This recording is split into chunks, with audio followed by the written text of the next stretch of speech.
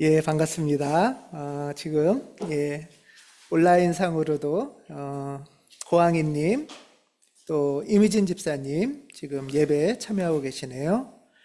이인섭님, 또 이경민님, 김광수님, 그리고 김혜란님 이렇게 같이 예배에 참여하고 있습니다. 반갑습니다.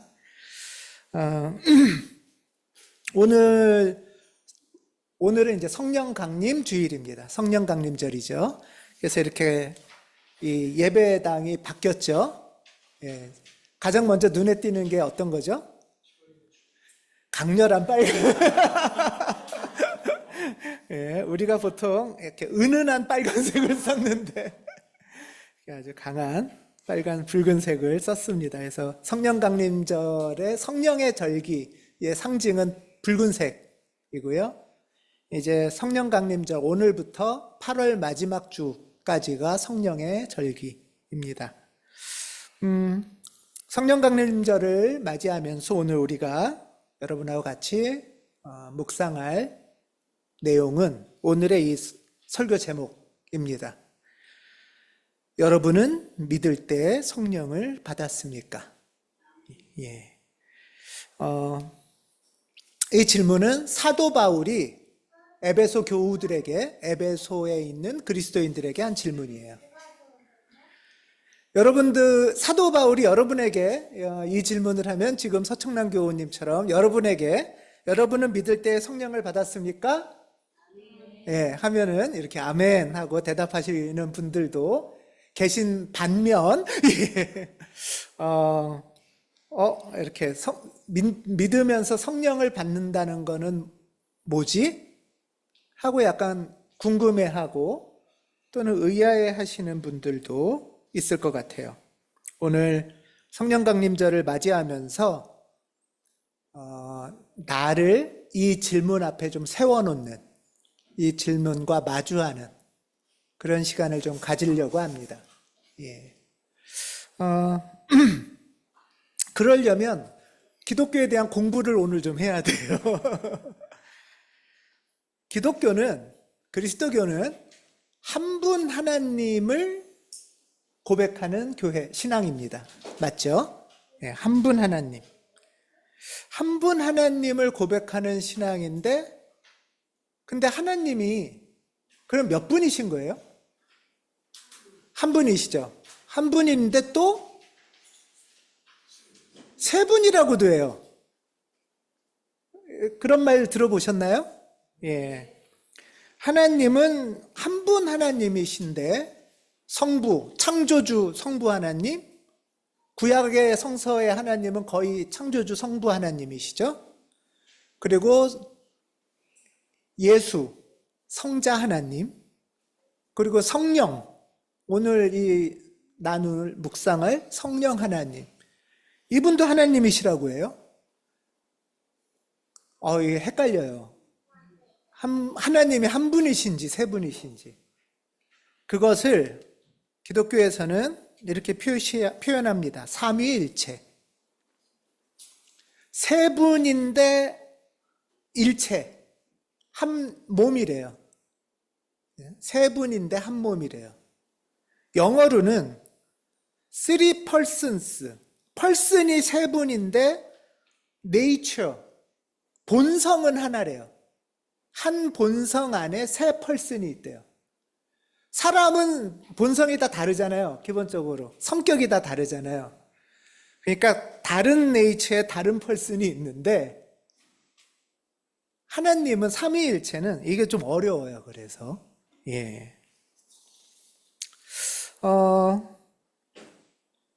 쓰리 펄슨이라고 한 걸 삼위라고 표현한 거예요. 그 다음에 원 네이처를 일체, 한 몸이라고 표현한 거예요.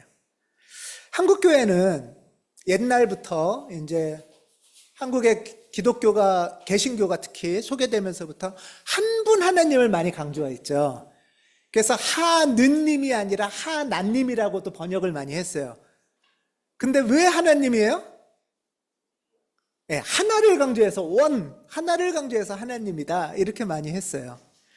그게 꼭 잘못된 것만은 아닌데 한 하나님만 강조하다 보니까 그러면 이 세 분 하나님은 어떻게 되는 거지? 이게 좀 헷갈려요. 그렇지 않아요? 때로는 한 분 하나님인데 상황이나 시대에 따라서 이렇게 얼굴이나 역할이 바뀌는 건가? 이렇게 생각을 할 때도 있었어요. 그렇게 잘못 설명을 할 때도 있었어요. 설교 시간에 마저. 예를 들면 필서님이 있는데 필서님이 집에서는 아라님에게는 남편인데 회사 출근해서는 예를 들면은 뭐 회사 직원이에요. 그리고 우리 교회에 와서는 교인이에요. 이렇게 역할이 그때그때 바뀌는 건가? 한 네이처인데? 라고 설명을 한 적도 있는데 이거는 삼위일체가 아니에요. 동일한 사람이잖아요. 한 몸 사람이니까. 그래서 우리가 사실 삼위일체의 신비, 삼위일체라는 신비의 세계에 잘 들어가지를 못했어요. 한 분 하나님만 너무 강조하다 보니까.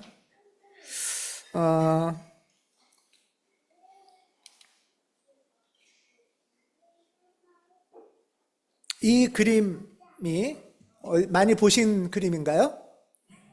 우리 교회도 있죠? 피아노 위에 있는 그림입니다. 이거는 1410년경에 그려진 아주 유명한 삼위일체와 삼위일체 하면 대표적인 이콘이에요. 삼위일체 이콘의 대표적인 그림이 바로 이거예요. 여기서 보면 한 분이세요? 세 분이세요? 명확하게 세 분이세요. 기본적으로 삼위일체 하나님의 첫 번째 핵심은 세 하나님이 계시는 거예요. 세 하나님. 세 분이 분명하게 구분돼서 존재하고 계세요. 근데 이제 이 그림을 많이 이콘 기도해서 이 그림을 많이 기도하고 묵상하는 분이 있는데 원래 기독교 전통 안에 이런 그림이나 이콘을 보면서 묵상하는 기도 전통이 있는데 헨리 나우엔이라는 유명한 분도 이 그림을 보면서 묵상을 했었어요. 근데 이 그림을 세 분 하나님이 다 이렇게 따로 계신데 자세히 묵상하면서 그림을 보다 보니까 세 분 하나님의 얼굴이 되게 비슷하대요. 세 분 얼굴이. 세 분 얼굴이 아주 닮아 있고 그리고 또 세 분이 이렇게 맨 오른쪽 분에게 얼굴이 이렇게 좀 기울어져 있죠. 맨 오른쪽 분에 이렇게 보고 있지 않나요? 예. 왼쪽 오른쪽이 바뀌어 있는 한 분은 이렇게 있고 파란색이 많은 두 분이 이렇게 향하고 있죠. 예. 얼굴을 돌이키지 않고 여기 그림은 왼쪽인가요? 왼쪽에 앉아 있는 분이 성부 하나님이시고요. 가운데 있는 분이 성자, 오른쪽이 성령 하나님이세요. 그래서 성자, 성령 하나님이 성부 하나님을 향해서 이렇게 바라보면서 있는 거고 또 하나는 약간 고개를 숙이면서 온유함과 겸손함을 헨리 나우엔 신부님은 많이 느끼게 된다. 이런 말씀을 하세요.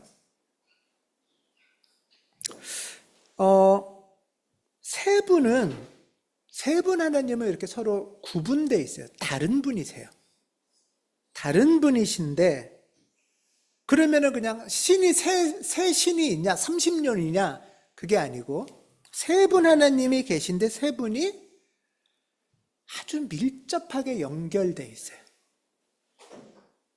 아주 밀접하게 연결되어 있고 더 나아가서는 서로가 통해 있어요. 그래서 이분이 있어야 내가 있고 내가 있어야 이분이 있어요.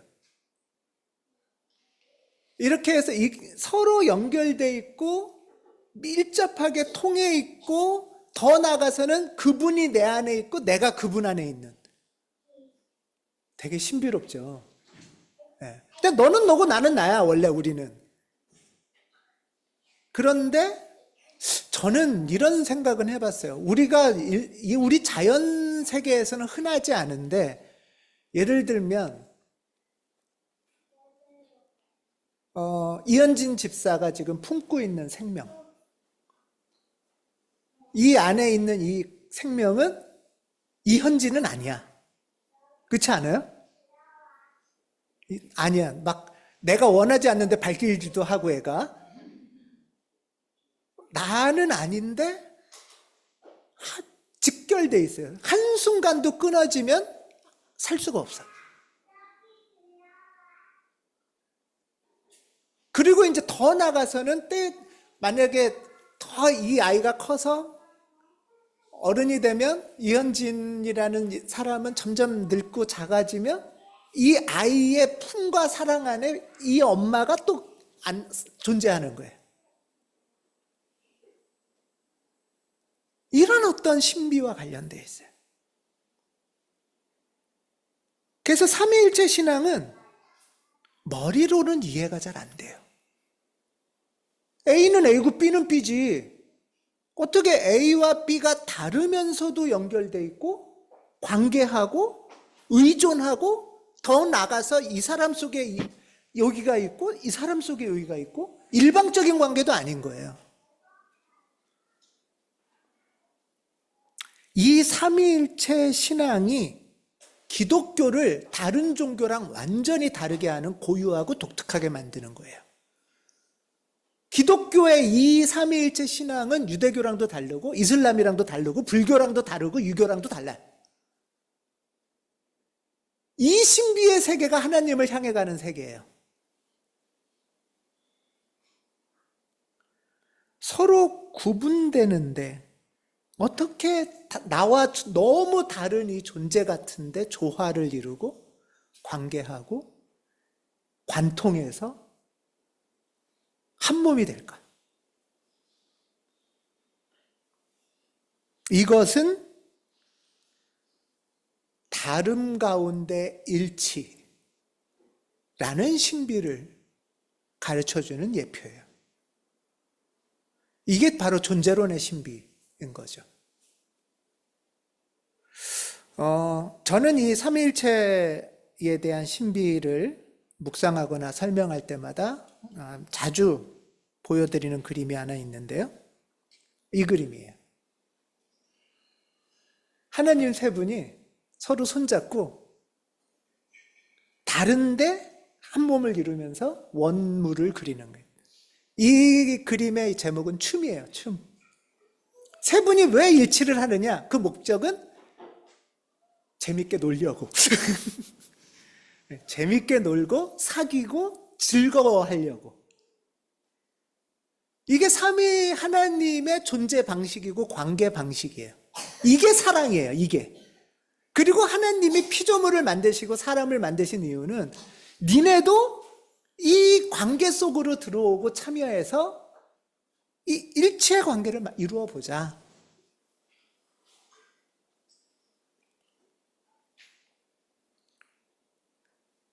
이게 삼위일체의 신비이고 주님께서 우리를 초대하시는 바예요. 어렵죠.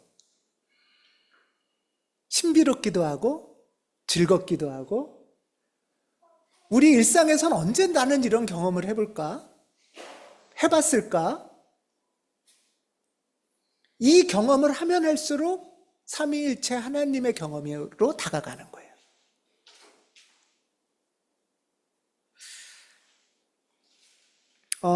이 신비의 삼위일체에 대한 이해를 우리만이 아니라 초기 기독교인들은 잘 몰랐어요. 이게 뭐지?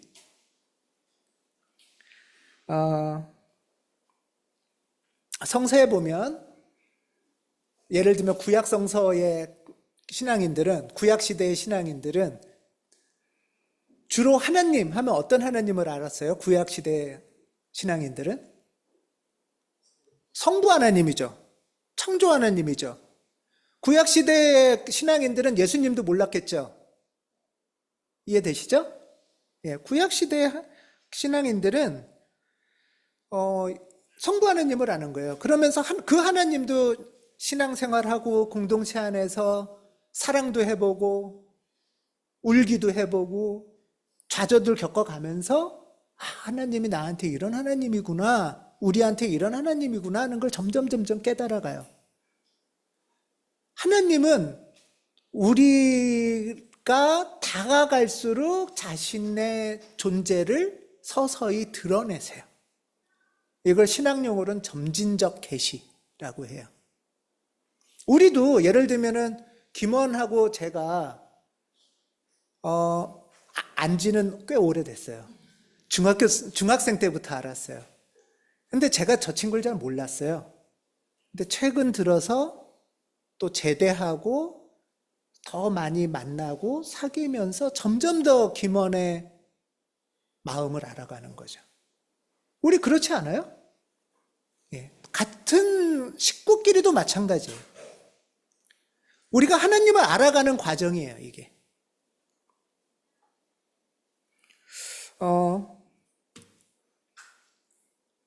이제 예수님 시대의 신앙인들은 구약 전통의 유대인이었잖아요.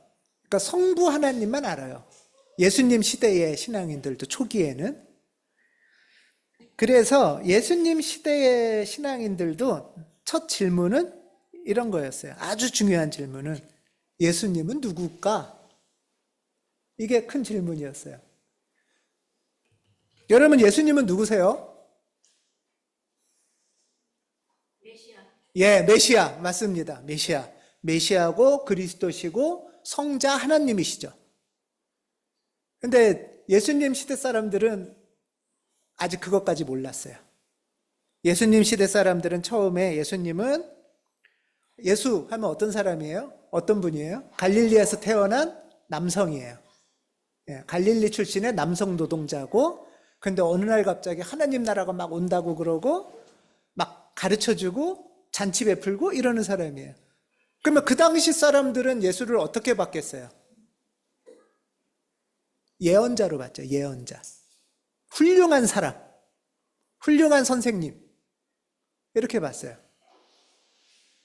훌륭한 선생님이라고 봤는데, 그 중에 이제 막 예수를 더 쫓아다니는 제자들은 니네는 날 뭐라고 누구라고 생각하냐? 이러면은 메시아예요, 뭐 구원자예요, 이러기는 했지만,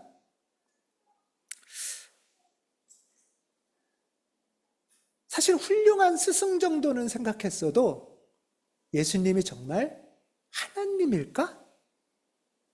이런 거는 동의가 잘 안 됐어요. 그러니까 예수님이 구원자, 뭐 그리스도, 하나님의 아들까지는 그래 인정하자. 하나님의 아들까지는 인정하지만 하나님의 아들이면 아들이지 근데 어떻게 하나님이 돼? 라는 게 굉장히 큰 질문이었어요. 여러분은 그런 고민 안 해보세요? 예. 예수님이 훌륭한 스승이고 선생이고 너무너무 대단해서 하나님의 아들 정도는 인정을 하겠어. 근데 어떻게 하나님이 돼? 그거는 너무 어려운 얘기잖아요. 이게 신앙의 세계로 초대하는 거예요. 예수님 시대의 제자들은 부활을 경험하고 이 질문에 부닥치는 거예요. 예수님도 정말 하나님일까? 이런 질문과 만남 속에서 사실 예수님은 정말 하나님이야, 하나님하고 동일한 분이야 라는 게 300년 걸려요. 예수님 시대부터. 그래서 교회에서 공식적으로 모두가 고백해요. 예수님은 하나님의 아들이면서 하나님이야.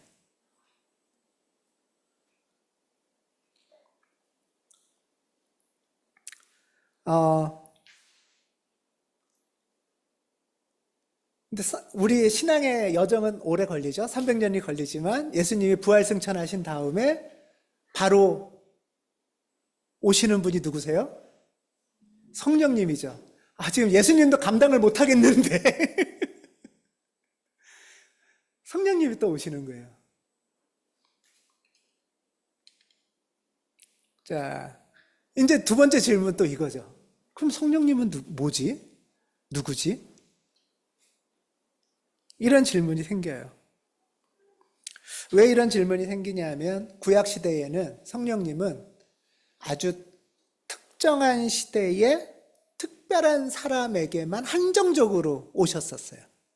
그래서 막 엄청난 막 기적을 일으킨다든가 삼손이 막 힘을 발휘한다든가 괴력을 발휘한다든가 또는 뭐 예언을 한다든가 이런 특정한 사람들만 오는 게 성령님인 줄 알았어요. 그런데 예수님께서는 약속을 하세요. 예수님이 십자가에 돌아가시고 부활하신 다음에 40일간 이 땅에 계시다가 승천하시면서 성령님이 오실 거야 라고 얘기를 하세요. 사실 제자들은 지금 예수님 부활 승천도 감당하기가 어려운데 성령님이라는 분이 오실 거야 라고 얘기를 하세요. 그리고 예수님의 약속처럼 예수님 부활하고 50일 후에 제자들이 모여있는 자리에 성령님이 임하는 사건이 일어나요. 그걸 성령강림 사건이라고 해요. 그리고 오늘이 그 성령강림 사건을 기억하는 첫 주일인 거예요. 그런데 구약의 이해에 의하면 성령이 오시면 특정하게 쫙 오셨다가 시간이 지나면 어떻게 돼요? 또 싹싹 사라지세요. 또 다른 사람한테 와요. 그런데 이 사건의 특징, 예수님이 가르쳐 주신 이 사건의 특징은 뭐냐 하면 오늘 성시교독처럼 성령님이 머리 좋은 사람한테만 오신 게 아닌 거예요. 특별한 사람한테만 오신 게 아니고 부자한테만 오신 게 아니라 성령님이 모든 사람한테 오시고 그 다음부터는 가지 않으시고 계속 계실 거라는 게 성령 시대예요. 완전히 다르죠. 완전히 다른 시대가 열린다는 거예요, 지금.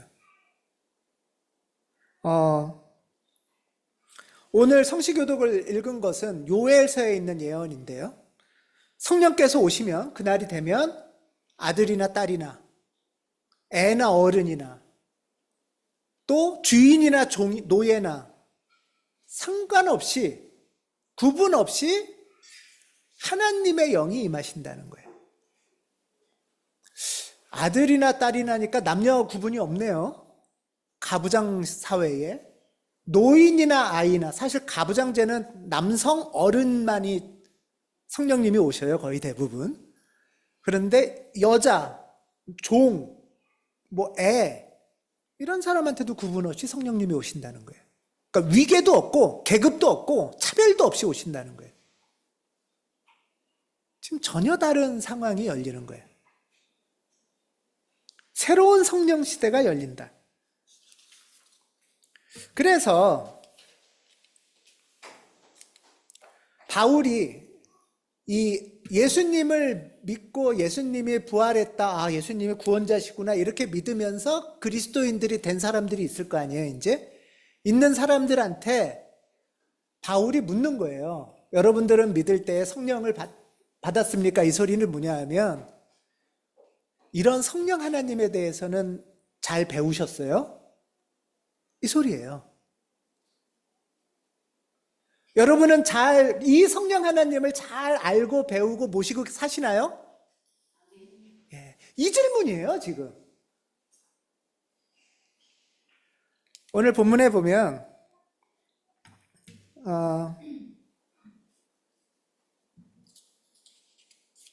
사도 바울이 이제 얘기를 해요.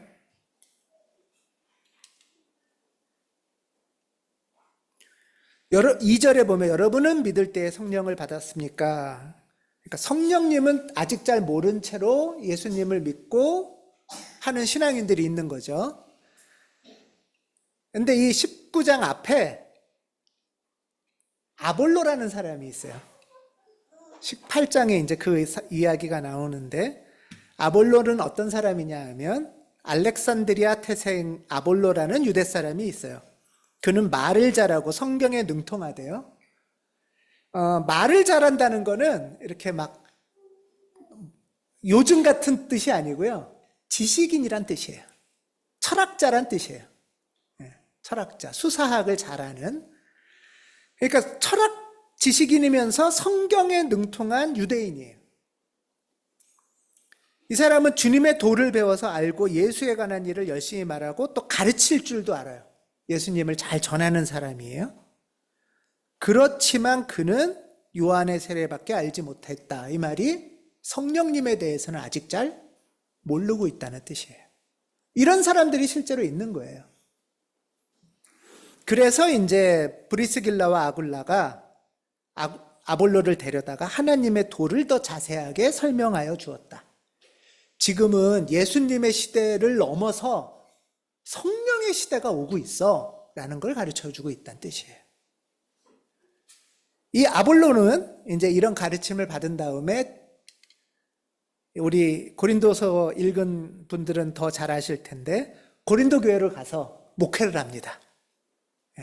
이 아볼로가 바로 성령의 배움을 얻고, 그리고 바울은 에베소에서 이렇게 묻는 거예요. 여러분은 믿을 때 성령을 받았습니까? 그러니까 그 사람들이 우리는 성령이 있다는 말을 들어보지도 못하였습니다.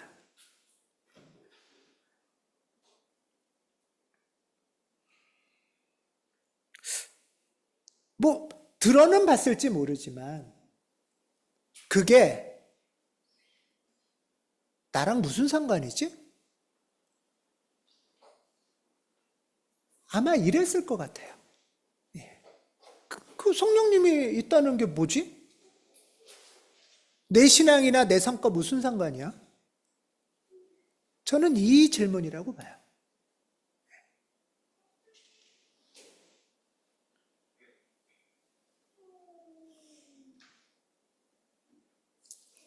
여러분은 이 질문 받으실 때 어떠세요? 여러분은 믿을 때 성령을 받았습니까? 물론 또 이런 말씀도 있어요. 바울은 이거를 이렇게 뭐 잘못 또는 이거를 조금 좁게 해석해서 예수님 믿은 다음에 두 번째로 성령 세례를 또 안수를 받아서 방언을 받아야 2단계 믿음 뭐 이렇게 설명하는 교단도 있어요. 옛날에는 그런 교단도 있는데 이건 그런 의미가 아니에요. 왜냐하면 고린도전서에 의하면 성령님은 성령을 힘입지 않고서는 아무도 예수를 주님이라고 할 수 없다 라는 게 기본적으로 있어요. 그러니까 우리가 기본적으로 예수님이 내 주님이세요, 예수님이 우리의 그리스도세요, 예수님 덕분에 제가 살아가고 있어요 라는 경험을 하고 깨닫고 고백하는 거는 성령 하나님 덕분이에요.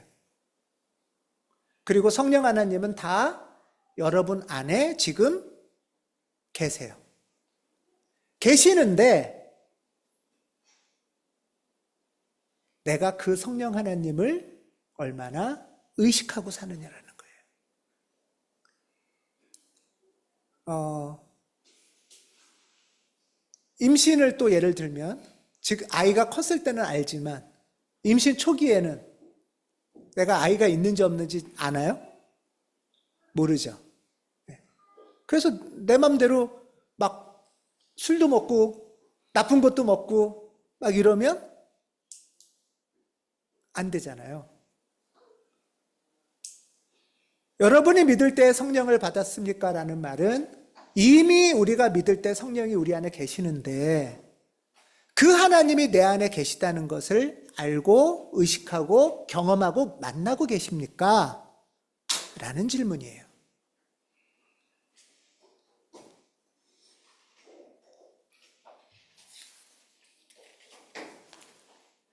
이거는 단지 성령 체험, 뭐 방언 받고 뭐 이런 문제가 아니고요. 나는 기독교인이라고 고백하고 안다고 말하지만 그렇게 생각하고 의식하고 사는 머리 신앙 하고 정말 내 안에 하나님이 있고, 예를 들면 내 안에 정말 아기의 생명이 있고 이 아기의 생명을 주목하고 의식하면서 내가 삶의 태도가 이제 바뀌어야 되겠다 하는 거랑 완전히 다르잖아요. 지금 그 질문을 하는 거예요.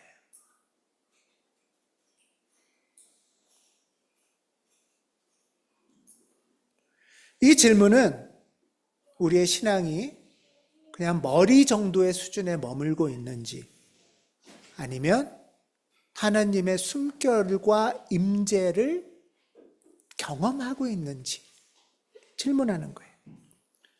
우린 때때로 신앙을 이렇게 어떤 지식적인 정도의 수준에서 머물거나 또는 도덕적인 착한 일 많이 하면 됐지 뭐 교회 뭐하러 가 하는 것처럼 착한 일 하면 됐지 하나님 뭐 믿어 중도의 수준으로 좁게 생각한단 말이에요. 그렇지 않다는 거예요.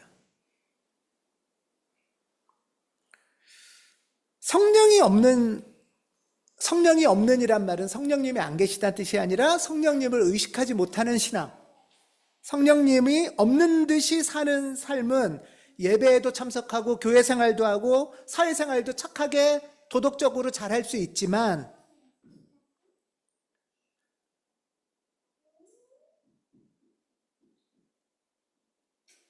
정말 중요한 선택을 할 때 사실은 내 혼자 버겁게 걸어가는 것 같아요. 인생이.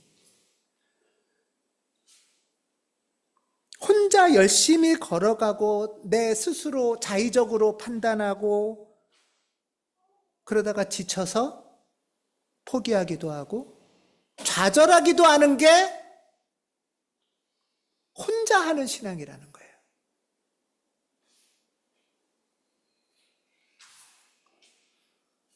이거는 착한 사람이고 도덕적인 사람이고 신앙인이기도 하지만 아까 춤추는 삶, 하나님하고 원으로 춤을 추고 생명들하고 원으로 뛰어다니는 그런 삶은 경험하지 못할 수 있다는 거예요. 그래서 신앙생활하는 게 퍽퍽해. 메말랐어. 내가 힘이 있고 정신 차리고 똑바로 할 때는 착한 일 하면서 신앙인으로 사는데 내가 지칠 때는 그럴 기운도 없을 때는 내 혼자 힘으로 했기 때문에 하기 싫어요. 힘들어요. 지쳐요. 신앙의 열매도 없는 것 같아. 이렇게 된다는 거예요.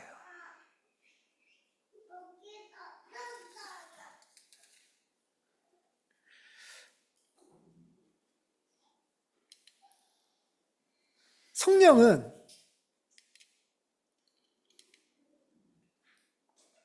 니고데모와 예수님의 대화에서 성령은 예수님께서는 이렇게 얘기하세요. 내가 진정으로 너에게 말한다. 누구든지 물과 성령으로 나지 않으면 하나님 나라에 들어갈 수 없다. 육에서 난 건 육이고 영에서 난 건 영이다. 너희가 다시 태어나야 한다고 내가 말한 것을 이상하게 여기지 말아라. 예수님이 니고데모가 예수님에게 예수님 어떻게 해야 좀 사람답게 삽니까? 니고데모가 예수님한테 물어보니까 너는 다시 태어나야 사람답게 살아. 그러니까 이게 무슨 말이에요? 어떻게 다시 태어나? 그러니까 니고데모는 그러면 어머니 뱃속으로 다시 들어가야 된다는 소리입니까? 이거는 이제 우리가 생물학적인 질문이죠. 머리로만 하는 질문이란 말이에요. 그러면 예수님 믿으려면 어떻게 해야 되지? 또 내가 더 손해봐야 되나? 내가 또 막 더 열심히 살아야 되나? 내가 또 뭘 어떻게 해야 되나? 머리로만 하는 질문인 거예요, 이게. 신앙생활을. 니고데모는 한밤중에 예수님을 찾아올 만큼 예수님 내가 어떻게 살아야 돼요? 나 지금 힘들어요 라고 하는 사람이에요. 근데 이 사람은 잘 살고 싶어. 니고데모는 정말 잘 살고 싶어서 한밤중에 예수님을 찾아왔어요. 그래서 예수님 어떻게 해야 내가 잘 살 수 있어요? 어떻게 해야 내가 좀 나다운 삶을 살고 행복한 삶을 살 수 있어야 하는데 예수님이 성령으로 나야 돼. 다시 태어나야 살 수가 있어 라고 말씀하실 때 니고데모는 아직 이 막에 가둬져 있어요. 막에 가둬져 있으니까 계속 머리로만 생각하고 계산하는 거예요. 이게 그럼 뭘 어떻게 하라는 거지? 그럴 때 예수님이 성령으로 산다는 것의 한 가지의 예가 뭐냐 하면 8절이에요. 바람은 불고 싶은 대로 분다. 그 소리가 듣지만 어디에 와서 어디로 가는지 모른다. 성령으로 태어난 사람은 다 이와 같다. 이 말도 못 알아듣겠어요.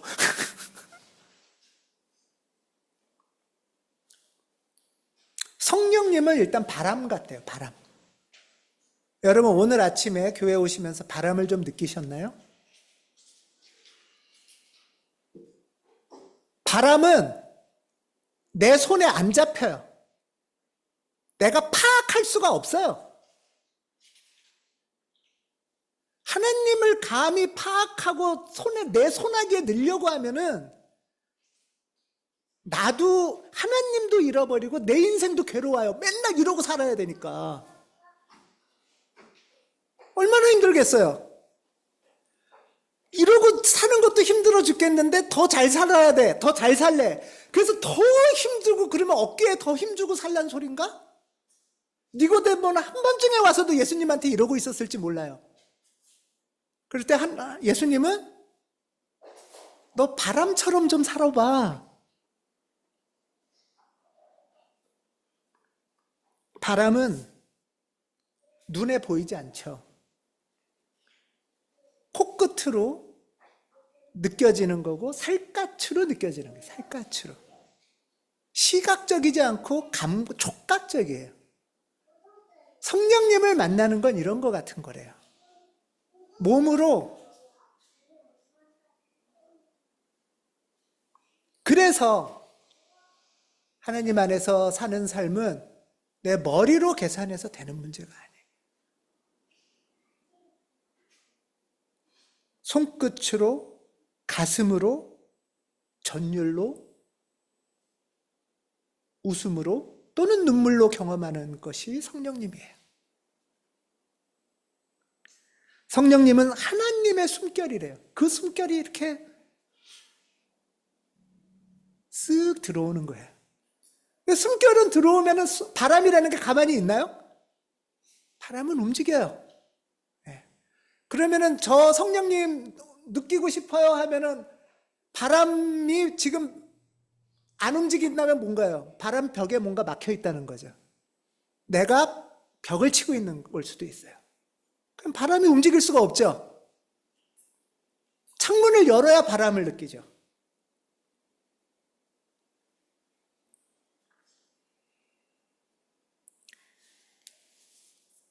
성령을 경험한다는 거는 막 갑자기 막 이상한 막 짓을 하는 게 아니에요.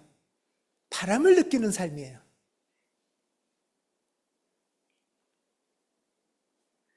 그런데 이 바람은 딱딱하고 무겁고 고집스러웠던 나를 말랑말랑하게 해요. 온유하고 부드럽게 하고 귀를 열게 해요. 내가 고집스러울 때는 여러분 한번 잘 생각해 보세요. 숨을 잘 쉬나요? 내가 고집스러울 때는? 숨도 잘 안 쉬고 이러고 있잖아요. 좀 가슴도 열고 부드럽게 해야 숨이 들락날락하죠. 숨과 내가 삼위일체처럼 숨과 내가 들락날락하는 거예요. 하나님을 믿는 거는 이런 거예요. 성령 충만은 열광주의랑은 달라요. 오순절 성령운동 그룹 중에는 뭐 박수치고 찬양하고 그것도 할 수 있어요. 괜찮아요. 아프리카 교회들도 그렇게 다 하고 다 해요. 막 바람이 어떨 때는 휘몰아쳐서 태풍처럼 불 때도 있잖아요. 그렇죠? 태풍처럼 불 때는 태풍 같은. 근데 또 때로는 아주 살랑살랑 부는 미풍처럼. 그래서 현대 오순절 교회 같은 성령 운동도 있지만 교회사에서는 성령 운동에 주목한 그룹, 그 문을 연 그룹 중에 17세기의 퀘이커 그룹이 있어요. 그분들의 성령 운동은 야, 이분들은 성령에 사로잡혔다 할 때 어떤 상징이 있냐? 조용하게 둥그러 앉아서 침묵을 하고 있기만 해요. 바람을 느끼는 거는 내가 마구 뛰어다니면 바람을 못 느낄 수도 있어요.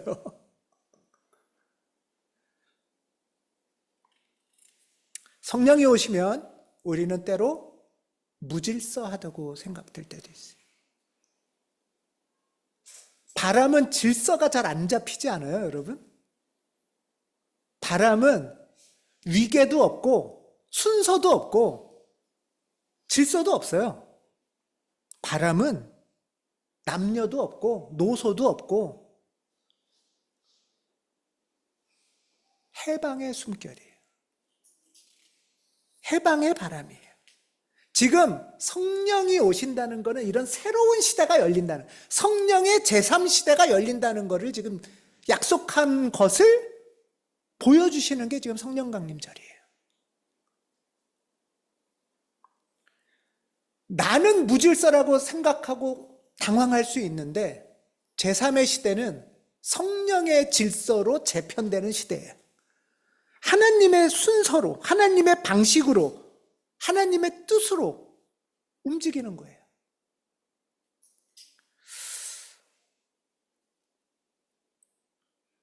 바울의 질문, 여러분은 믿을 때에 성령을 받았습니까? 이거는 제가 말씀드렸던 것처럼 성령을 힘입지 않고서는 아무도 예수는 주님이시다 할 수 없기에 이미 우리는 예수는 주님이시다 고백하는 우리 안에 이미 성령님이 계세요. 이미 성령님이 계신데 너희는 믿을 때 성령을 받았느냐? 라는 얘기는 뭐냐 하면 내가 오늘 숨 쉬면서 일어나서 활동할 때 성령님과 같이 살아가고 있느냐? 지금 내 삶 속에 성령님의 활동을 촉각으로, 살갗으로 느끼고 있느냐? 그분하고 같이 숨쉬고 사랑하고 있느냐? 라는 질문이에요.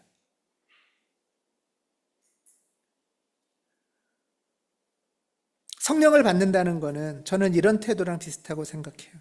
내가 다 안다는, 그러니까 너는 내 말 들으라는 교만을 내려놓는 거예요. 그리고 지금 내 안에 있는 사랑 또는 내가 겪고 있는 이 아픈 고통, 이 가운데 성령께서 운행하신다는 것을 느끼는 거예요. 하나님도 내 사랑을 같이 느끼시고 하나님도 내 고통을 같이 아파하신다는 것을 알아가는 거예요. 그리고 성령이 이끄시는 대로 나를 가볍게 창문을 열고 주님의 부르심에 다가가는 거예요. 저는 이 질문은 우리 각자를 향한 질문이시면서 교회를 향한 질문이라고 봐요. 우리 교회가 침묵 가운데 하나님을 기다리고 노래 가운데 하나님을 찬양하고 서로 인사하고 사랑을 고백하는 가운데 아, 성령님이 이런 분이시구나 하는 것을 만나가는 주님의 초대. 그래서 너희가 믿을 때에 성령을 받았느냐는 심판하거나 정죄하는 게 아니에요. 야, 니네 부족해, 덜 믿었어, 이게 아니고 하나님의 은혜 앞으로 나오라는 초대예요. 니네가 다 알고 있다고 착각하는 그 신앙의 세계 그렇게 좁지 않아. 하나님을 감히, 네 인생도 마찬가지야. 네 인생, 네가 내 인생 그렇지 뭐 이러다가 말겠지. 어디 감히 그래. 네 안에 하나님이 계신데 하면서 하나님 앞으로 나오라고 지금 주님이 초대하고 계신 거예요. 사랑하는 가온교우 여러분, 여러분은 믿을 때에 성령을 받았습니까?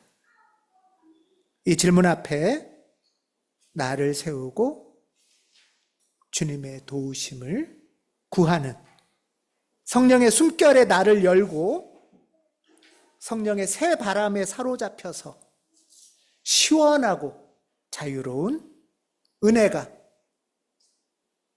여러분을, 우리를 휘감싸기를 간절히 기원합니다. 기도하겠습니다.